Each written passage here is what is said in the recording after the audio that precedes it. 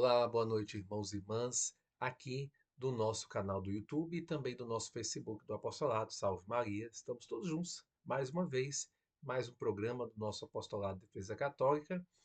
Hoje, domingo, dia do Senhor, e também é domingo do Dia dos Pais, né? Para mim, é um dia de luto, porque meu pai não está mais vivo há mais de 20 anos, né? Mas para você, meu irmão, minha irmã que tem seu pai, né, deve ter aproveitado muito bem, está aproveitando ainda, né, esse dia de hoje, né, ou melhor, agora essa noite de hoje, né, voltado ao Dia dos Pais, tá certo? E hoje no nosso programa, o destaque vai ser o Vida de Santos. Nós vamos estar falando nada mais, nada menos do que São Tomás de Aquino, tá bom? Falar um pouco a respeito da vida dele, tá? Mas antes, como já é de costume, vocês já sabem, gostaria de convidá-las a rezar as principais, a nossa oração inicial. As principais orações da nossa fé será no final. Vamos rezar agora a nossa oração inicial. Senhor, aqui estamos reunidos em Teu nome, desejosos de construir Teu reino. Que o Espírito Santo que enviaste aos nossos corações e mantém viva a Tua presença em nós, nos ensine o que devemos refletir e os passos que devemos dar, para que, fortalecidos com Tua graça, possamos realizar os Teus desígnios. Se Tu, ó Espírito Santo, o inspirador do nosso discernimento, ensina-nos a escutar os outros e a nos deixar iluminar por Suas luzes, e fazes que sempre busquemos a verdade. Desejosos disto, estamos aqui reunidos. Em nome do Pai, do Filho e do Espírito Santo. Amém. Muito bem. É, hoje os santos do dia são dois, né? Então vamos. A primeira que é Santa Teresa Benedita da Cruz, conhecida também como Edith Stein, Virgem e Mártir Carmelita, padroeira da Europa. Santa Teresa Benedita da Cruz, Mártir da Fé, é a santa padroeira da Europa desde 1998. A festa litúrgica de Edith Stein é celebrada pela Igreja na data de hoje, 9 de agosto. Ela foi filósofa e também judia, convertida ao catolicismo. Edith morreu nas câmaras de gás de Auschwitz em 1942. Também São Romão Mártir, na Via Tiburtina. Foi um soldado convertido pela piedade de um torturado. A história da fé desse mártir romano começou e terminou rapidamente. Enquanto assistia à tortura de São Lourenço, aproveitou para se aproximar com uma jarra de água e pediu-lhe o batismo. Foi chicoteado e gritando: Sou cristão. Morreu. Muito bem, meus irmãos, aqui são um pouquinho, né, da vida dos santos do dia de hoje, repetindo Santa Teresa Benedita da Cruz, conhecida como Edith Stein, padroeira da Europa, e também São Romão Mártir na Via Tiburtina. O que é que tem no nosso blog hoje? Bom, o nosso blog foi postado, o nosso Vida de Santos, né? Vida de Santos hoje, desse mês de agosto, São Tomás de Aquino. Ele é o santo que usou a razão para defender a nossa fé, né? São Tomás de Aquino foi um dos maiores mestres e apologetas da Igreja, unindo de modo admirável a fé e a razão. Dominicano e discípulo de Santo Alberto Magno, dedicou sua vida ao estudo, à oração e à defesa da doutrina católica. Em obras como a Suma Teológica e a Suma contra os Gentios, demonstrou a harmonia entre a razão humana e a verdade revelada por Deus. Sua inteligência esteve sempre a serviço da verdade e do conhecimento de Deus com profunda humildade e santidade de vida.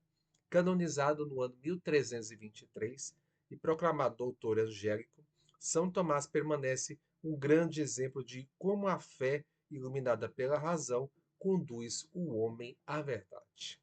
Querem saber mais sobre esse assunto, mais sobre a vida de São Tomás de Aquino? Acesse o nosso blog Defesa Católica. Na nossa parte de formação católica de hoje, nós vamos continuar falando sobre a Igreja Católica, tá? Vamos falar sobre um tema que, para muitos católicos, principalmente, também acaba sendo como se fosse um tabu, né? Fora da Igreja Católica, há salvação, né?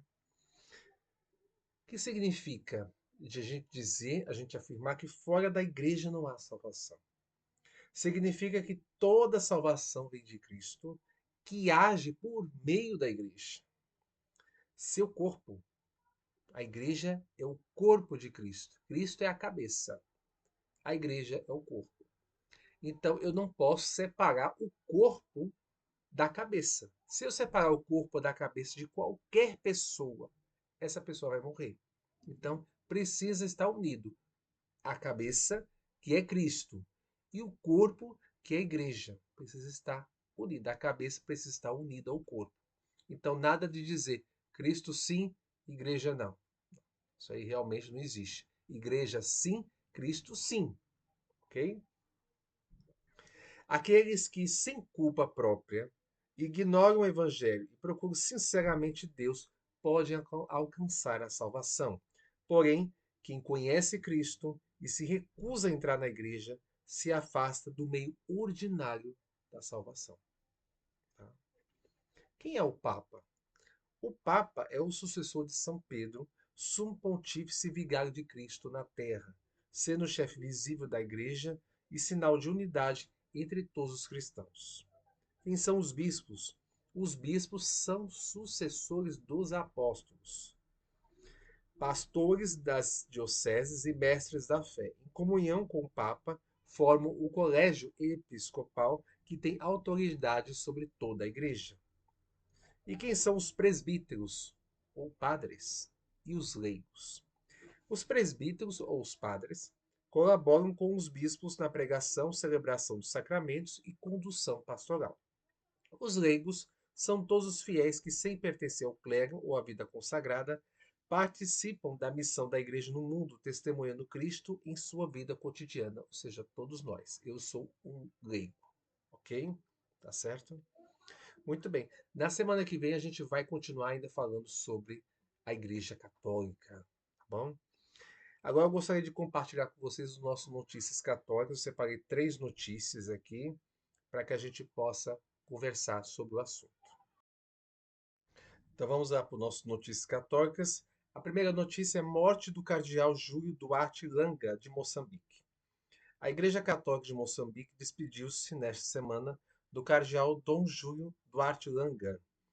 A missa de corpo presente foi celebrada na Catedral de Maputo, com a presença de bispos, sacerdotes, fiéis e autoridades. O representante do Papa, o Núncio Apostólico, destacou seu legado de fé, paz e reconciliação.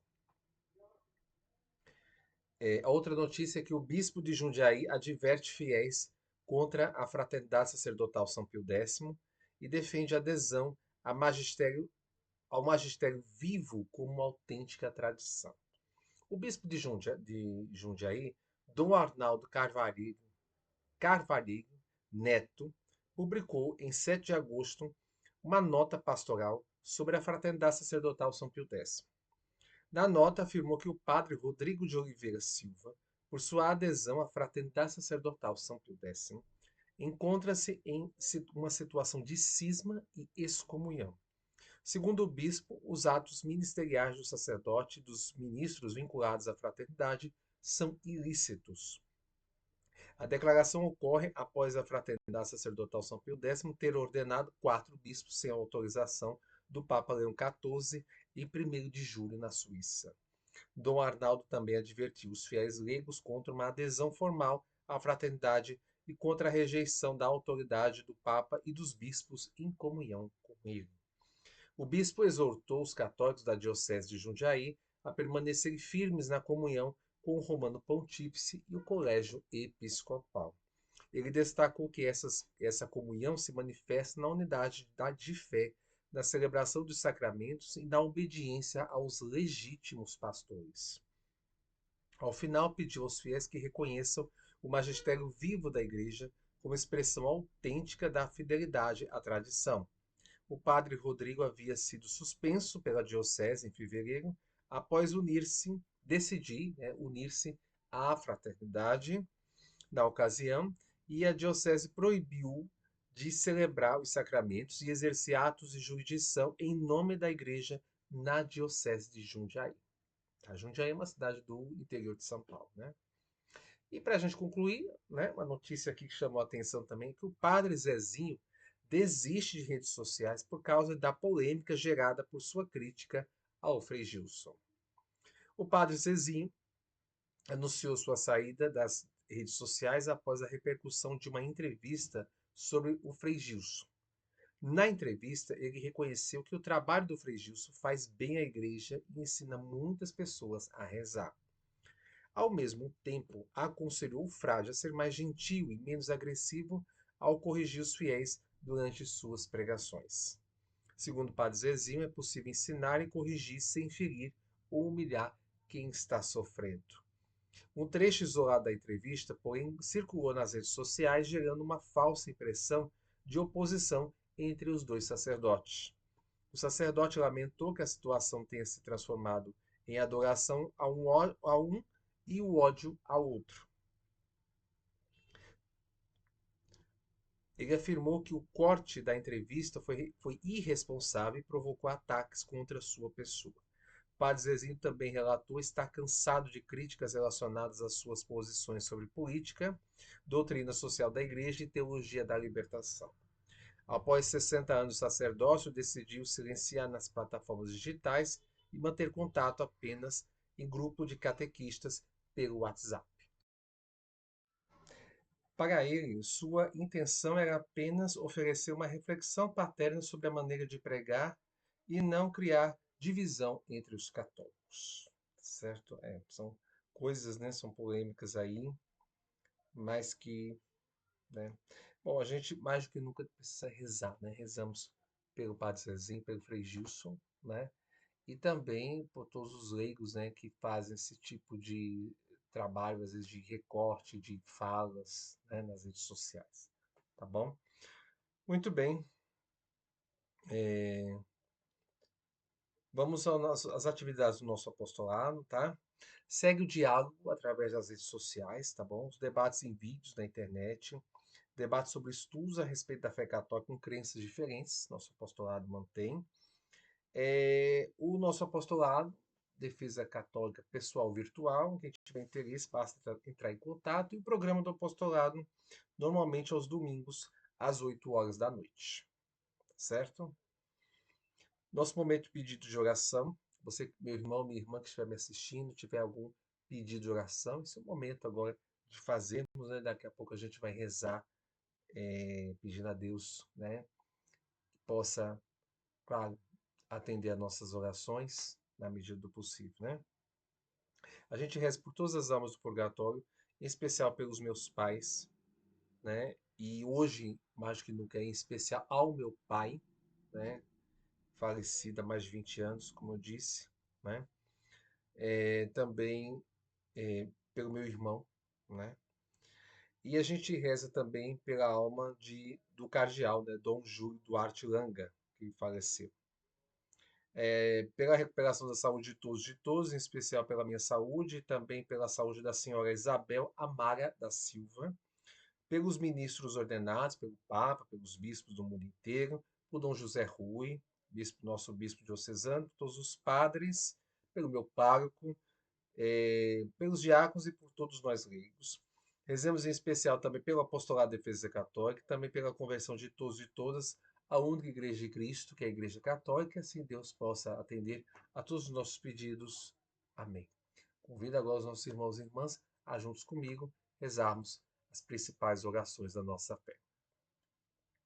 Pater noster, quis in celis sanctificetur nomen tuum, adveniat regnum tuum, fiat voluntas tua, sicut in cielo et in terra. Pane nostrum quotidianum da nobis hodie, et dimitte nobis debita nostra, sicut et nos dimittimus debitoribus nostris, et ne nos inducas in tentationes, sed libera-nos a malo. Amém.